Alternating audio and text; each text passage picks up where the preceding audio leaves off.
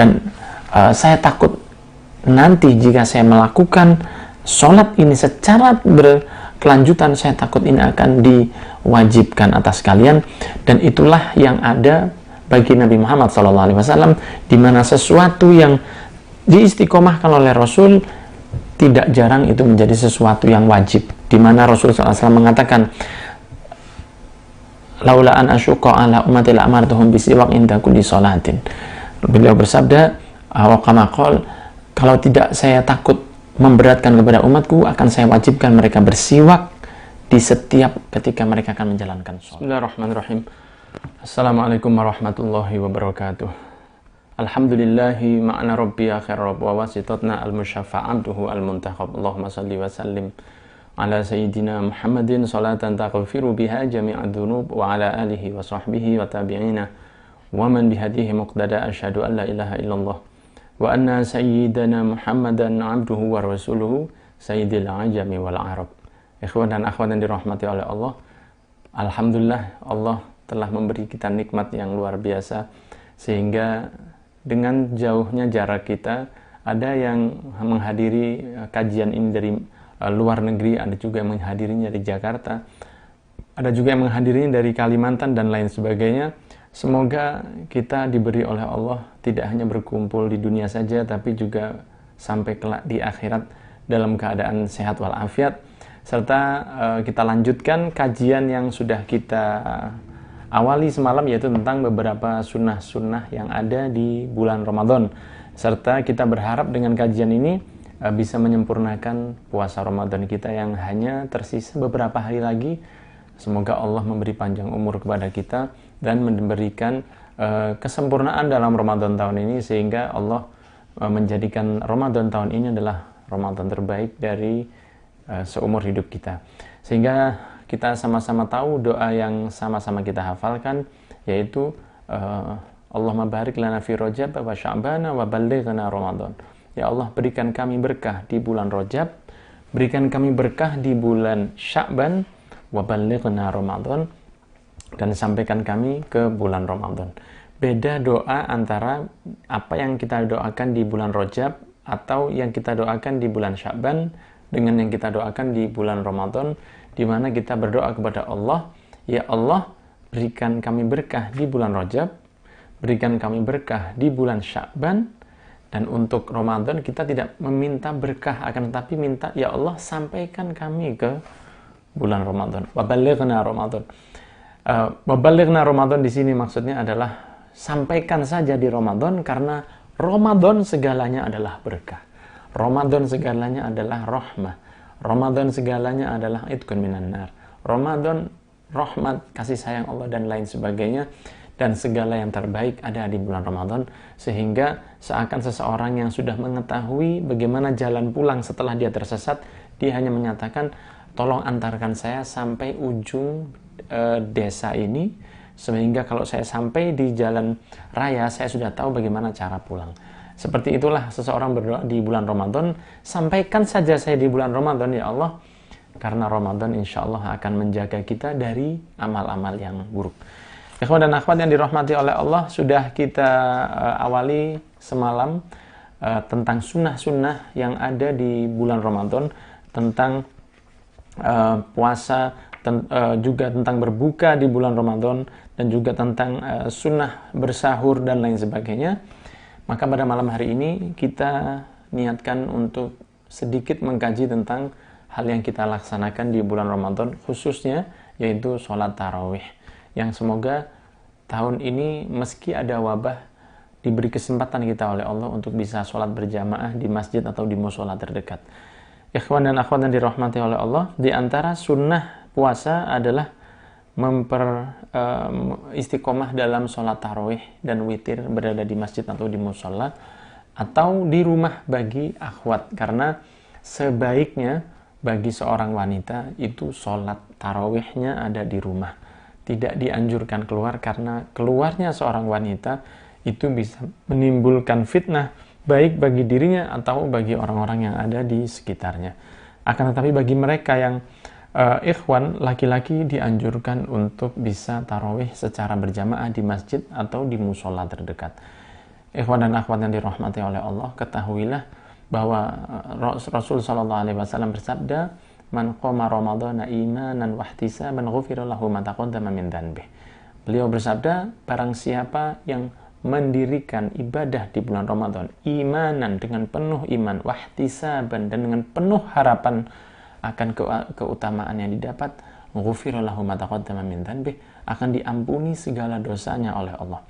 Para ulama menafsirkan hadis ini yang dimaksudkan dengan qoma ramadhana, yaitu yang beristiqomah untuk melaksanakan ibadah, yaitu melaksanakan sholat tarawih di malam-malam bulan Ramadan, yang semoga kita diberi keistiqomahan oleh Allah Subhanahu wa taala. Maka perlu kita ketahui beberapa pernak-pernik dari sholat tarawih. Di antaranya adalah seperti yang sudah saya catat di buku ini di halaman 79 tentang sejarah sholat tarawih, bahwa sebenarnya sholat tarawih adalah sholat khusus yang dilaksanakan di bulan Ramadan yang sempat dikerjakan oleh Rasul SAW pada tanggal 23 Ramadan di tahun kedua setelah beliau hijrah ke Madinah. Jadi ketika Rasul berusia sekitar 54 tahun, itu Rasul memulai sholat tarawih di malam 23 Ramadan di tahun kedua Hijriah. Dan beliau SAW mengerjakannya tidak selalu ada di masjid. Maka ada momen ketika Rasul melaksanakannya di masjid, dan itulah awal para sahabat mengetahui tentang sholat Nabi Muhammad SAW, di mana diriwayatkan dari an Aisyah Ummul Mukminin radhiyallahu anha anna Rasulullah sallallahu alaihi wasallam shalla dzata lailatin fil masjid fa shalla bi salatihi nasun thumma shalla min al-qabilah fa kathura an-nas thumma ijtama'u min al-lailah ats-tsalitsah aw ar-rabi'ah falam yakhruj ilaihim Rasulullah sallallahu alaihi wasallam falamma asbaha qala qad ra'aitu alladhi sana'tum wa lam yamna'ani min al-khuruj ilaikum illa anni khasyitu an tufradu alaikum wa dzalika fi Ramadan, rawahul Bukhari wa Muslim. Sayyidatuna Aisyah radhiyallahu anha, Ummul Mukminin yang kita cintai, beliau menyampaikan bahwa Rasulullah SAW bahwa satu malam dzata lailatin fil masjid fa shalla bi salatihi nasun. Shalla Rasulullah SAW di masjid, dan sholatlah beberapa orang di masjid, dan juga begitulah minal qabilah, berikutnya esoknya fakathurun nas, maka orang semakin banyak. Tsumma jitama'u minal laila ats-tsalitsah aw ar-rabi'ah, kemudian mereka berkumpul di malam ketiga dan malam keempat, karena kabar tentang bahwa Rasul sholat di masjid dengan sholat yang khusus yang sebelumnya tidak dilakukan seperti itu di dalam masjid, maka mereka pun merasa ini adalah sesuatu yang sangat menarik, dan mereka ingin melakukan apapun yang dilakukan oleh Nabi Muhammad SAW. Maka ketika mereka melihat Rasul sholat di malam hari, kemudian mulai tersebarlah kabar tentang sholat Rasul ini. Esoknya beberapa sahabat mengajak sahabat yang lain untuk ikut dalam kabar gembira ini dan mendapatkan pahala seperti yang lain. Karena para sahabat Nabi Muhammad SAW adalah orang-orang yang sangat memperhatikan dan mendahulukan sahabat-sahabatnya yang lain, walaupun mereka dalam keadaan yang sangat susah. Wa yu'thiruna ala anfusihim walau kana bihim khassasah. Mereka selalu mendahulukan sahabatnya untuk mendapatkan kebaikan. Dan Rasulullah SAW juga pernah bersabda, la yu'minu ahadukum hatta yuhibba li akhihi ma yuhibbu li nafsihi. Tidaklah sempurna iman kalian sebelum kalian menginginkan kebaikan untuk bisa didapat oleh saudara kalian, sebagai kalian mengharapkannya kebaikan tersebut datang kepada kalian. Maka setelah mereka melihatnya, mereka mulai bercerita, dan mereka pun sangat berbahagia ikut dengan sholatnya Nabi Muhammad SAW di dalam masjid. Sampai di malam-malam berikutnya. Falam yakhruj ilaihim Rasulullah sallallahu alaihi wasallam. Maka Rasul di malam berikutnya tidak keluar kepada mereka. Falamma asbaha, ketika sudah datang subuh, qala qad ra'aitu alladhi sana'tum. Saya sudah melihat apa yang kalian lakukan, yakni dari keluar dan mengikuti salat Nabi Muhammad di dalam masjid.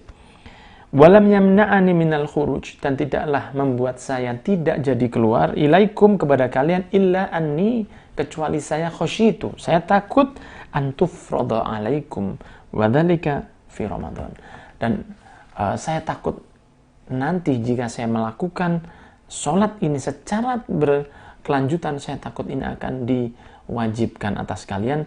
Dan itulah yang ada bagi Nabi Muhammad SAW, di mana sesuatu yang diistiqomahkan oleh Rasul tidak jarang itu menjadi sesuatu yang wajib, di mana Rasul SAW mengatakan, laula an asyqa ala ummati la amartuhum bisiwak inda kulli sholatin. Beliau bersabda, kalau tidak saya takut memberatkan kepada umatku, akan saya wajibkan mereka bersiwak di setiap ketika mereka akan menjalankan sholat. Akan tapi Rasul takut hal ini akan menjadi sesuatu yang wajib, dan Rasul takut kita tidak bisa melaksanakannya. Kalau perlu kita ketahui dan perlu kita ingat, ikhwan yang dirahmati oleh Allah, bahwa para sahabat Nabi Muhammad SAW, mereka tidak akan merasa berat dengan apa yang diperintahkan oleh Nabi Muhammad. Yang disampaikan oleh Rasul, mereka melakukannya dengan sangat baik. Bahkan para sahabat diriwayatkan mereka jika mendapat perintah dari Nabi Muhammad, saking bahagianya mereka menjalankan perintah itu, berlari seperti cepatnya busur panah yang keluar dari busurnya, seperti keluarnya anak panah yang terlepas dari busurnya. Itulah cara mereka mewujudkan rasa cinta mereka kepada Nabi Muhammad SAW. Maka yang disampaikan oleh Nabi Muhammad tidak hanya untuk para sahabat yang ada pada saat itu, tetapi juga Rasul melihat ke depan bahwa umatnya akan terbebani jika terlalu banyak hal yang diwajibkan oleh Nabi Muhammad SAW. Sebagaimana kita ketahui bahwa saat ini jangankan untuk yang sunnah, yang wajib saja, termasuk saya, kadang kita berat untuk mengistiqomahkannya. Betapa kita sering melihat tetangga kanan kiri kita yang masih tidak sholat Jumat, betapa sering kita melihat bahwa tetangga kanan kiri kita tidak melaksanakan sholat 5 waktu, dan juga sering kita lihat di sekitar kita yang tidak puasa di bulan Ramadan, padahal mereka memiliki syarat wajib telah ada pada mereka, akan tetapi masih belum mendapatkan keinginan untuk melaksanakan puasa tersebut. Sehingga bisa kita bayangkan, jika terlalu banyak yang diwajibkan oleh Rasul, maka semakin banyak kewajiban yang ditinggal, sama dengan semakin banyak dosa yang dilaksanakan. Maka Rasul pernah mengatakan, seandainya saya tidak memberatkan kepada umatku, akan saya perintah mereka bersiwak ketika saat akan melaksanakan sholat. Rasul SAW di akhir hayatnya, beberapa waktu sebelum beliau wafat, sering malaikat Jibril datang kepada beliau, memberi nasihat dan wasiat untuk menyampaikan kepada umatnya bahwa tetangga memiliki hak yang benar-benar harus dijaga oleh seorang muslim. Maka Rasul mengatakan, saya takut dari seringnya malaikat Jibril datang kepada saya takut bahwa kelak akan ada hak waris dari tetangga, karena bisa jadi itu adalah sesuatu yang diwajibkan juga. Karena sesuatu yang sering dan yang dilakukan oleh Rasul, bisa jadi itu akan wajib bagi umatnya. Sehingga Rasulullah SAW mengatakan di sini bahwa tidaklah saya berhenti keluar kepada kalian kecuali khasyitu, saya takut antufrada alaikum, akan jadi wajib atas kalian. Bayangkan kalau itu menjadi wajib dan kita wajib melaksanakan saat ini, dan itu akan pasti menjadi sesuatu yang berat bagi orang-orang yang baru mengenal Islam, atau orang-orang yang merasa masih belum tergerak hatinya untuk melaksanakan perintah-perintah dari Nabi Muhammad SAW. Kemudian ikhwan dan akhwat yang dirahmati oleh Allah, awal dari sholat tarawih berjamaah ini bukan dilaksanakan oleh penerus Rasul yang pertama, yaitu sahabat Abu Bakar As-Siddiq. Karena Rasul SAW secara terang-terangan meninggalkan sholat ke masjid dan menjaga agar tidak wajib bagi umatnya. Maka setelah wafat Rasul SAW digantikan oleh sahabat Abu Bakar As-Siddiq sebagai khalifah. Kemudian tidak ada sholat berjamaah yang dilakukan di masjid di saat Sayyidina Abu Bakar As-Siddiq menjadi seorang Amirul Mukminin. Setelah wafatnya Sayyidina Abu Bakar As-Siddiq, maka digantikan tampuk kepemimpinan khalifah saat itu oleh Al-Faruq Sayyidina Umar bin Khattab radhiyallahu anhu wa Kemudian beliau melihat bahwa ketika mereka sering menghidupkan malam-malam yang ada di bulan Ramadan dengan sholat sendiri-sendiri di bulan setelah Isya mereka sholat sunnah dengan munfaridan, dengan sendiri-sendiri, maka Sayyidina Umar bin Khattab memiliki ide untuk menjadikan mereka dalam satu shaf yang sama, di mana disampaikan oleh Abdurrahman bin Abdul Qari. An Abdurrahman bin Abdul Qari annahu qala kharajtu ma'a Umar bin Al-Khattab radhiyallahu anhu lailah fi Ramadan ila al-masjid. Fa idza an-nasu awza'un mutafarriquna yusalli ar-rajulu li nafsihi wa yusalli ar-rajulu fayusalli bi salatihi ar-rahd. Fa qala Umar inni ara law jama'tu ha'ula'i ala qari' wahid lakana amthal. Thumma 'azama wa jama'ahum ala Ubay bin Ka'ab. Thumma kharajtu ma'ahu lailata ukhra wan nasu yusalluna bi salatin qari'ihim qala Umar ni'mal bid'atu hadhi. Dari riwayat Bukhari ini bisa kita ketahui bahwa seorang sahabat Abdurrahman bin Abdul Qari mengatakan, kharajtu, saya keluar ma'a Umar bin Al-Khattab, bersama Amirul Mu'minin Umar bin Al-Khattab radhiyallahu anhu lailata fi Ramadan, di satu malam di bulan Ramadan, ilal masjid, ke masjid. Fa idzan nas, ketika itu saya melihat bahwa manusia mendapati manusia yang salat mutafarriqun, berbeda-beda, terpisah-pisah. Yusallir rajulu li nafsihi wa yusallir rajul, maka salatlah mereka sendiri-sendiri. Fasusalli bi salati rahad faqala Umar inni ara, maka Sayyidina Umar mengatakan, saya memiliki pendapat, lau jama'tu haula, bagaimana jika saya kumpulkan mereka ala qari wahid, atas satu qari, maksudnya satu imam, tidak sholat terpisah seperti ini, tapi sholat dengan satu imam berjamaah. Kemudian disampaikan lakana amthal, maka ini akan lebih baik. Thumma azama fajama'ahum ala Ubay bin Ka'ab, dan kemudian akhirnya dijadikan imamnya mereka adalah sahabat Ubay bin Ka'ab, mengimami mereka. Kemudian keluar lagi sahabat Abdurrahman bin Abdul Qari bersama Sayyidina Umar bin Khattab, dan Sayyidina Umar melihat bahwa mereka sudah sholat berjamaah, maka berkatalah Sayyidina Umar bin Khattab, ni'mal bid'atu hadhi, alangkah enak, alangkah indah, alangkah baik, alangkah bagusnya bid'ah ini, karena ini adalah sesuatu yang baru dilakukan oleh sahabat Umar bin Al-Khattab radhiyallahu anhu wa ardhah. Sehingga ikhwan yang dirahmati oleh Allah, ini adalah petunjuk bahwa para sahabat Nabi Muhammad SAW mereka melakukan hal-hal yang terkadang tidak dianjurkan oleh Rasul, akan tetapi mereka tidak keluar dari garis yang telah digariskan oleh Nabi Muhammad SAW. Sayyidina Umar sendiri mengatakan dalam buku ini, saya catatkan di halaman 81, riwayat Bukhari di mana hadis ini sudah bisa dipastikan kesahihannya, bahwa Sayyidina Umar sendiri mengatakan ni'mal bid'atu hadhi, sebaik-baik bid'ah adalah hadhi, atau ini, yaitu sholat tarawih berjamaah. Maka tidaklah semua yang tidak ada atau tidak dilakukan di zaman Nabi Muhammad adalah bid'ah dhalalah. Bukanlah segala yang tidak dianjurkan oleh Rasul adalah sesuatu yang dilarang dalam agama. Seperti kita lihat bahwa sholat tarawih bukan lagi tidak pernah dilakukan oleh Rasul, bahkan terang-terangan ditinggal oleh Nabi Muhammad SAW di depan para sahabatnya.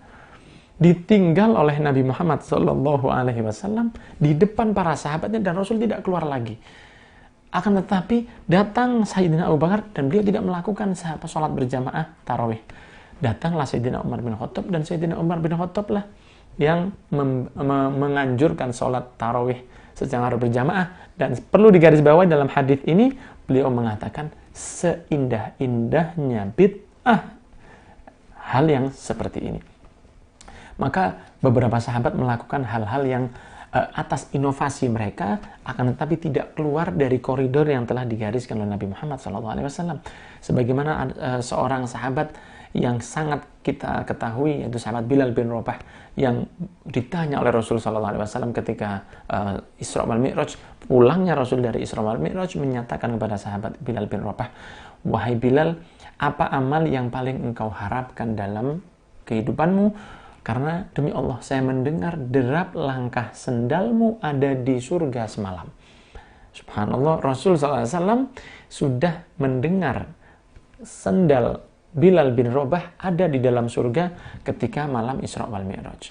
Maka sahabat Bilal bin Rabah tentu saja tidak akan mengatakan apa yang telah beliau lakukan, karena yang menyampaikan ini adalah punya amal. Beliaulah kiblatnya seseorang untuk beramal, Nabi Muhammad sallallahu alaihi wasallam.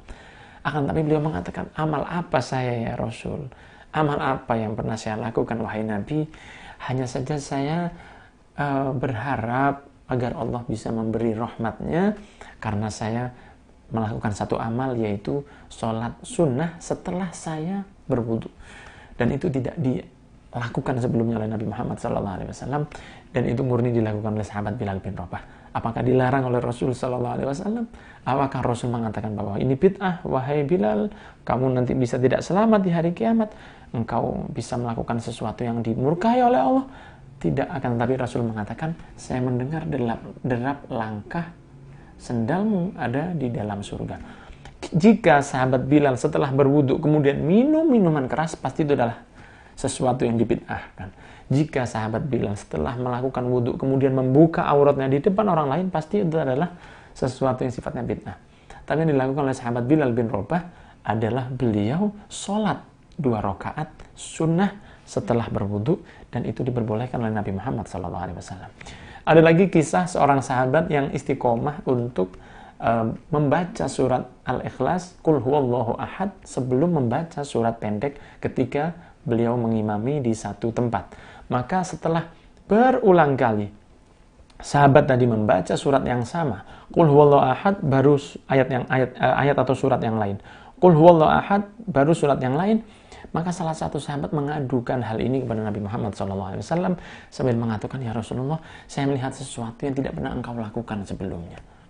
Maka Rasul bertanya, apa yang dilakukan oleh sahabat ini?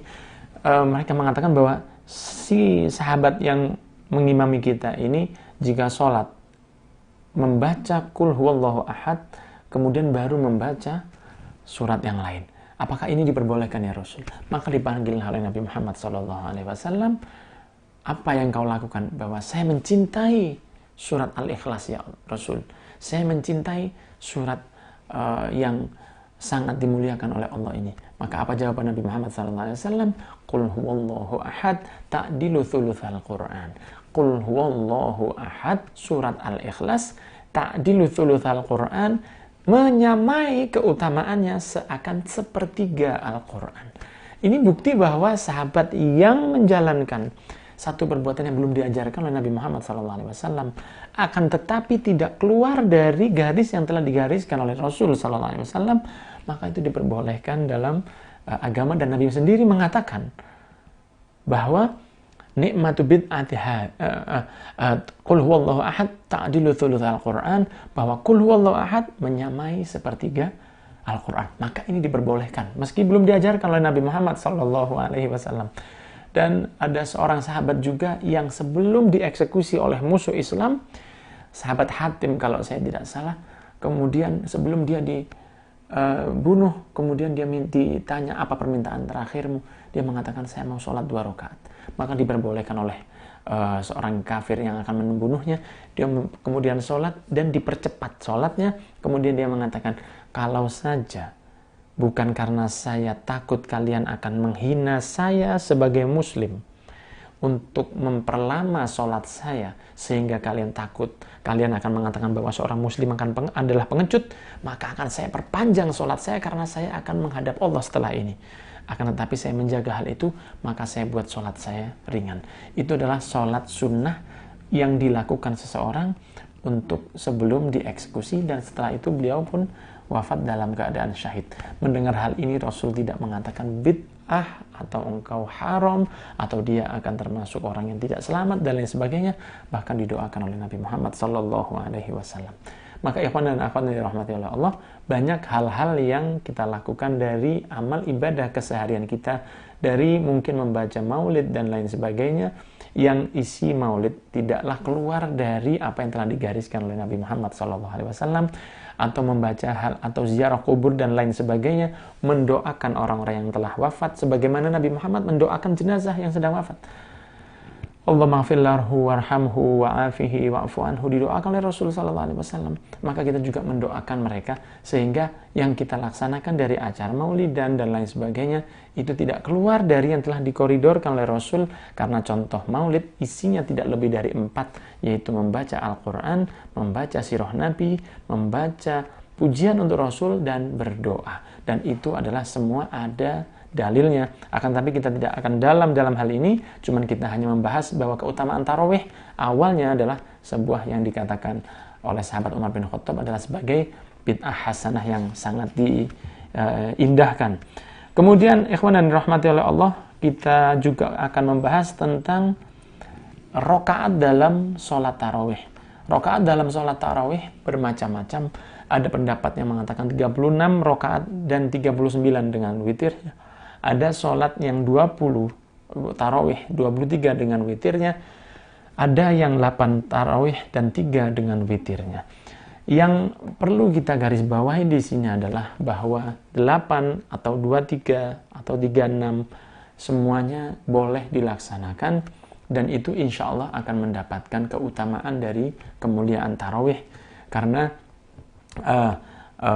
seperti kita ketahui bahwa Nabi Muhammad pernah bersabda, al-ajru ala qadrin nasab, pahala itu tergantung dari beratnya melaksanakan. Maka jika seseorang istiqomah dengan sholat 20 rakaatnya, dan itu ada seperti yang disampaikan oleh Yazid bin Ruman ketika dia mengatakan manusia senantiasa melaksanakan sholat tarawih pada masa sahabat Umar bin Khattab dengan 23 rakaat yang diriwayatkan oleh Imam Malik.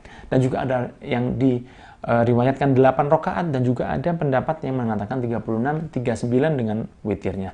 Walhasil 36, 23, 8 rakaat semuanya insya Allah dalam kebaikan. Masalahnya adalah jika yang melaksanakan perbedaan ini menghardik atau membuli mereka yang sholatnya tidak sama dengan total jumlah rakaat yang mereka laksanakan. Yang sholat 11 rakaat, hormatilah yang 23. Yang 23, hormatilah yang sholat 11. Yang perlu kita bahas bukan yang 23 atau yang 11. Yang perlu kita bahas adalah mereka yang tidak tarawih sama sekali. Itu jauh lebih pantas untuk kita bahas daripada kita membahas sesuatu yang dua-duanya memiliki dasar yang sangat kuat di dalam agama Islam. Karena pernah terjadi di satu daerah ketika 2 orang yang bersih tegang karena mereka mengatakan bahwa sholat kami lebih baik karena kami melaksanakan 2-3 rakaat. Mereka mengatakan tidak, 11 itu lebih baik. Maka mereka pun mengadu kepada seorang ulama yang ada pada saat itu. Mereka datang kemudian mengadu dan mengatakan, wahai imam, kita ada masalah dan tadi kita mengatakan bahwa sholat kami 23 rakaat lebih baik daripada 11, dan fulan mengatakan bahwa 11 lebih baik daripada 23. Maka dikatakan oleh ulama tadi, terus apa yang kalian inginkan? Kami menginginkan keputusan dari engkau, mana yang terbaik untuk kita lakukan, 23 atau 11? Maka si ulama mengatakan, yang paling baik buat kalian berdua, nggak usah tarawih. Mereka pun terkejut mendapat jawaban dari seorang alim seperti itu, mengatakan bahwa lebih baik kalian tidak tarawih. Maka mereka katakan, bagaimana mungkin kita tidak tarawih? Padahal ini adalah bulan Ramadan dan orang di dunia muslim pasti tarawih. Ya, tapi bagi kalian lebih baik nggak tarawih, karena tarawih hukumnya sunnah, sedangkan ukhuwah hukumnya wajib. Kalau gara-gara yang sunnah kalian bertengkar, maka lebih baik tinggalkan amal tarawih. Yang penting kalian ada ukhuwah di antara seorang muslim, karena ukhuwah hukumnya wajib. Maka ikhwan yang dirahmati oleh Allah, 2020 sudah bukan waktunya untuk membahas tentang mana yang lebih baik, akan tapi bagaimana yang lebih menghormati atas keputusan dari teman-teman kita. Berapapun total rakaatnya, insya Allah semua diberi keberkahan oleh Allah. Saya teringat ketika kita masih menimba ilmu di kota Tarim di Republik Yaman, ketika mereka sholat tarawih dengan sangat indah sekali, di mana sholatnya diberi space setiap masjid yang ada di kota Tarim. Mereka seperti berjanjian, memang mereka janjian untuk melaksanakan tarawih itu di waktu-waktu yang berbeda, sehingga Masjid Muhdor, Masjid Segaf, Masjid Ba'alwi, Darul Mustafa, Masjid As-Surur, Masjid Sya'ali As-Sakron, masjid yang banyak di kota Tarim, mereka melaksanakan tarawihnya berbeda sejak setelah Isya hingga hampir sekitar jam 2 atau setengah 3 malam. Mereka memberi space sekitar setengah jam di setiap masjid, sehingga siapapun yang mau sholat tarawih bisa memilih jam yang cocok dengan apa yang akan dia laksanakan. Karena di pasar mereka tutup di siang hari, mereka buka di malam hari, maka mereka yang akan melaksanakan mengaji Al-Quran atau berbelanja ke pasar, mereka bisa memilih sholat tarawih yang jam 10 malam dan mereka bisa mendapatkannya secara sempurna. Jika Anda tidak mendapatkan di yang sholat tarawih yang di jam 10 malam, Anda bisa datang di masjid yang sholat tarawihnya jam 12 malam. Dan subhanallah, sampai jam 2 malam pun semua masjid di kota Tarim penuh dengan sholat tarawih, sehingga siapapun dan dimanapun Anda bisa sholat tarawih dengan tenang, tanpa harus setelah sholat azan isya dilaksanakan tarawih dengan cepat. Tidak, akan tetapi sholat tarawihnya mu'tadil, tidak terlalu cepat, dan bisa memilih di tempat-tempat yang berbeda. Sehingga ada seseorang yang bisa sholat tarawihnya sampai 80 rakaat. Ada satu ulama yang saya melihat sendiri, termasuk guru kita semua, Habib Umar bin Hafid, dan almarhum Habib Salim bin Abdullah Syatiri radhiyallahu anhu arda, sholat 80 rakaat, bahkan ada yang sampai 100 rakaat. Mereka sholat di atas kursi roda walaupun mereka sudah sakit. Ada yang membawa kursi untuk sholat, dan itulah yang kita lihat fenomena yang ada di kota Tarim, yang semoga kita semua dimudahkan untuk bisa mendatangi kota yang sangat mulia tersebut. Maka ikhwan dan akhwat yang dirahmati oleh Allah, sholat yang dilaksanakan di tempat kita adalah sesuatu yang sifatnya perlu kita istiqomahkan dengan tumakninah. Karena sebagai penutup dari taklim kita malam hari ini, perlu kita ketahui bahwa ada beberapa tempat yang melaksanakan sholat dengan sangat terburu, dan hal itu memang jika dikatakan bahwa cukup wajib tumakninah itu hanya satu ucapan subhanallah dalam satu rukunnya, memang benar bahwa seseorang jika ruku kemudian dia cukup mengatakan subhanallah, maka dia sudah terhitung tumakninah. Kemudian jika dia tidak mengatakan subhanallah telah cukup, maka dia sudah terhitung tumakninah. Jika dia sujud dia masih sempat mengatakan subhanallah, maka dia sudah tumakninah, dan di beberapa rukun yang lain. Akan tetapi ikhwan yang dirahmati oleh Allah, bahwa ingatlah, Ramadan ini datang hanya sekali dalam 1 tahun. Hanya 1 bulan, dan bulan ini untuk kita. Bulan yang sangat mulia ini diberikan kepada umat Nabi Muhammad, dan ini adalah satu kemuliaan yang diberikan oleh Allah Subhanahu wa Ta'ala. Sholat tarawih 8 rakaat dengan tumakninah lebih baik daripada 23 rakaat dengan tergesa-gesa. Karena ingatlah satu hadits Nabi Muhammad SAW, beliau bersabda, innallaha thayyibun la yaqbalu illa thayyiba. Sesungguhnya Allah itu indah dan tidak menerima kecuali amal yang indah juga. Maka istiqomahkan sholat tarawih dengan tumakninah 23 ataupun 8 dengan tumakninah, karena ini nggak akan datang di bulan Syawal. Akan terasa sangat nggak masuk akal kalau seorang berjamaah sholat tarawih di bulan Ramadan, di bulan Syawal, atau sholat tarawih di bulan Dzulhijjah. Itu adalah sesuatu fenomena yang akan membuat warga sekitar akan sangat terbingung dengan hal-hal yang seperti ini. Akan tetapi ketika di bulan Ramadan, sholatlah 23 atau 8 rakaat ditambah witirnya dengan tumakninah. Tidak terlalu panjang, akan tetapi tidak terlalu cepat. Karena yang kita ketahui, khusus spesial di Indonesia, ada beberapa masjid yang sholatnya sangat cepat, sehingga terhitung 10-15 menit bisa sholat hingga tidak sampai 15 menit, 10 menit saja sudah selesai 23 rakaat.